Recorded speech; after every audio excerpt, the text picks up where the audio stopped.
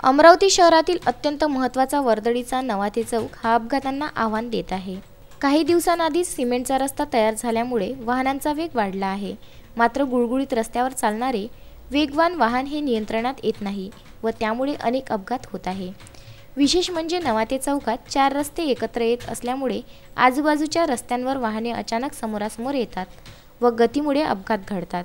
या रस्त्यावर सिग्नल लावण्यात यावे व मधील दुभाजक काढून टाकण्यात यावा, जेणेकरून अपघातांना आळा बसेल, अशी स्थानिक रहिवाशांची अनेक दिवसांची मागणी आहे। हीच मागणी धरून 20 जानेवारी रोजी अमरावती नागरिक सुरक्षा कृती समितीचे आंदोलन करणार असल्याचे कृती समितीचे प्रवीण डांगे यांनी सांगितले। आम्ही नागरिक कृती समिती एक स्थापन करून या अमरावतीतल्या मुन्नाभाऊंनी ज्या पद्धतीने बऱ्याचशा समस्या सांगितल्याच आहेत, त्यातलं मुख्य समस्या म्हणजे नवाते प्लॉटमध्ये राजापेठ उड्डाणपुलाचं काम सुरू असल्यामुळे गेल्या 2 वर्षापासून वाहतूक इकडे जास्त नवातेकडनं वाढलेली आहे आणि इथे BNCने डिवायडर आधी मोकळं होतं ते आणि तिथे डिवायडर टाकून बंद करण्यात आला रस्ता। आमची महत्त्वाची मागणी हीच आहे की ते डिवायडर काढून तिथे सिग्नल लावण्यात यावे, कारण इथे विद्यार्थ्यांची ये-जा खूप आहे। तिकडला राजापेठचा रस्ता बंद असल्यामुळे ही वाहतूक खूप आहे। महत्त्वाचा विषय तो आहे। आम्ही सर्व पक्ष मिळून नागरिक सुरक्षा कृती समिती स्थापित केलेली आहे।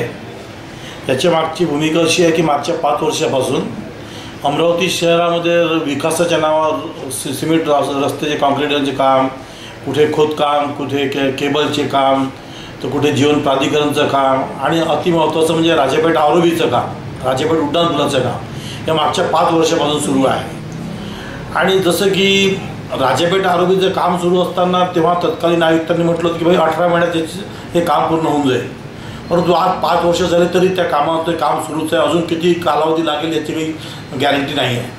त्यामुळे काय होणार, सर्व काम निर्माण कार्यामुळे काय होणार, शहरामध्ये गोंधळ निर्माण झालेला आहे आणि गोंधळ निर्माण झाल्यामुळे काय झालं की वाहतूक व्यवस्था पूर्ण एकदम कोलमडलेली आहे।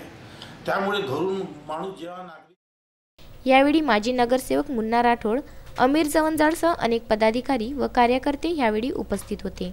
Vidarbha news bureau, Amravati.